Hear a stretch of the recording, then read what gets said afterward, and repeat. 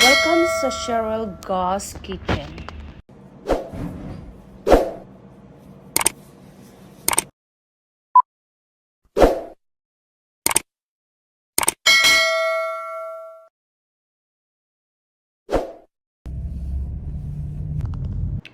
Sa hindi po nakakakilala sa akin, ako po si Cheryl, lumaki sa farm, Pilipina ang nanay ko, half-half ang tatay ko, kalahating Mangyan at kalahating Pilipino.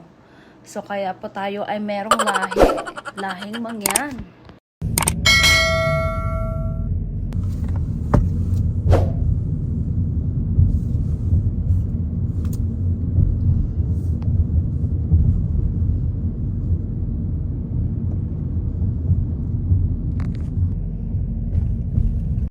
Ngayong araw na to guys ay magluluto tayo ng healthy food sa ating Goss Kitchen. Pero bago tayo magsimula ay pupuntahan ko muna si Manang Homeless para interviewin. Ayan, magiging interviewer na tayo guys. Umangat-angat na ng konti ang ating level.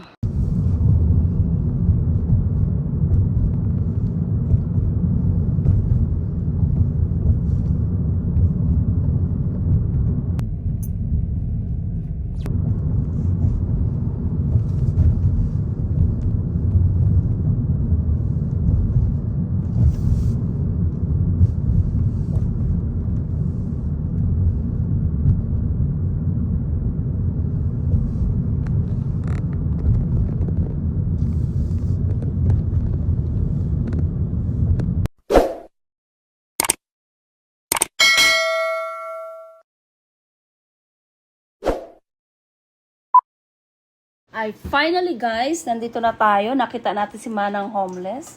Ayan, nandiyan pa rin siya sa the same spot, sa harapan ng tindahan ng 7-Eleven. So, ayan ha. Bongga si Manang Homeless ha. Branded ang bag.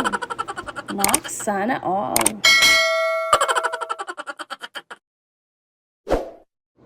Nakita nyo naman yan guys. Kahit homeless yan, branded ang bag niya. Wow, sana all. So, ayan guys, ngayon tatanungin ko si Manang Homeless kung bakit siya ay nandito sa street. Naku, curious lang kasi ako sa kanya. Kasi lagi ko siya nakikita, naka-lying down doon sa sa may damuhan. Last time you're lying there, I thought it's like you're drunk. No, No? no, just waking up. And then there's like two people there calling me, say, hey, there's another one there lying down. Yeah, no, because what it is I was so tired. I was just laying down. Huh? I was so tired. You're so tired? Yeah, I was really. Oh, you don't tired. have any families here? No. Why? What happened to your families? You Most don't of have my kids? Most of my family are dead. Are dead? Yeah. But there's a shelter, no? Pardon? Shelter. No. You don't I want don't a want to go shelter. back. I was don't already there, honey, and I don't want to go back. You don't want it to go back to the shelter? No. Oh. Yeah. Pure drama there. They stole my ID. They stole my checks. Yeah. Oh, it's too bad. Yeah. So I don't want to go back. Yeah. It's too bad. Yeah. So what's gonna happen after time? Like if you are not like able to walk? Oh, I'm able to walk.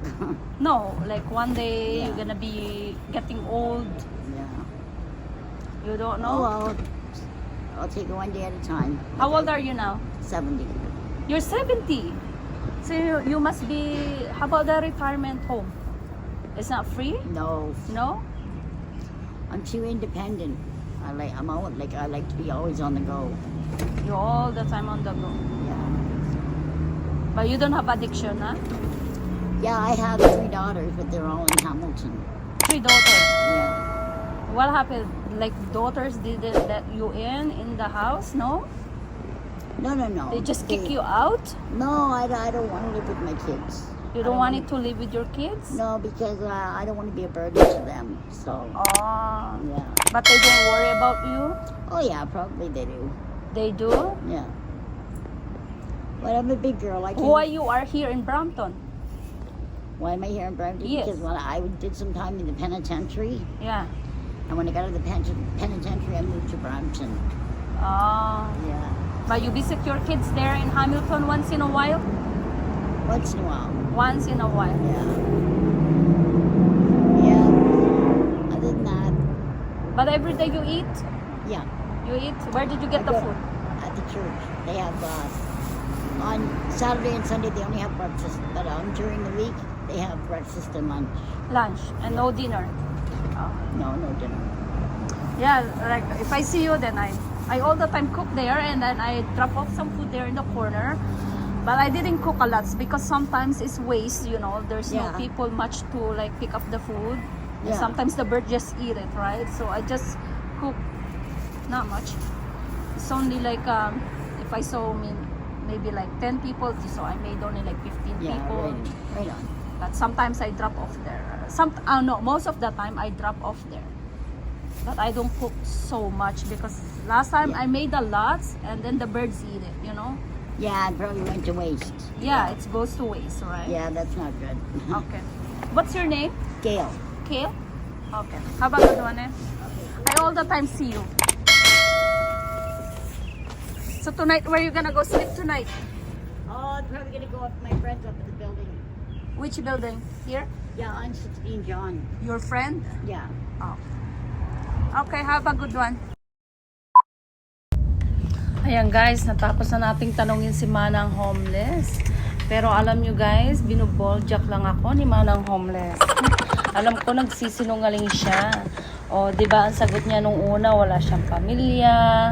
Tapos ang pangalawa, meron siyang 3 anak. So kasi nung nakaraan kasi, nakita ko siya, nakahiga siya sa damuhan para siyang lasing na lasing. Ang gusto ko lang sa kanya guys, kahit siya ay homeless, branded ang kanyang bag. Wow, sana all. Talaga nga naman. Social na social si Manang Homeless.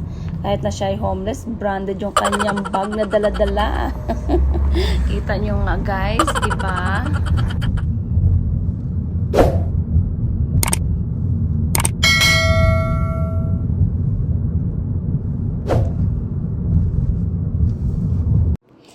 Talagang na-break ni Manang Homeless ang ating record guys. Natalo niya pa ako. Ayan, sa kanyang branded bags. Mabuti pa si Manang Homeless, merong branded bag. Sana all. Okay guys, hanggang sa muli at maraming salamat sa inyong time at sa pagpanood ng aking video. Kung nagustuhan nyo guys ang aking video, please don't forget to like, share, and subscribe. Magkita-kita po ulit tayo sa susunod na aking video.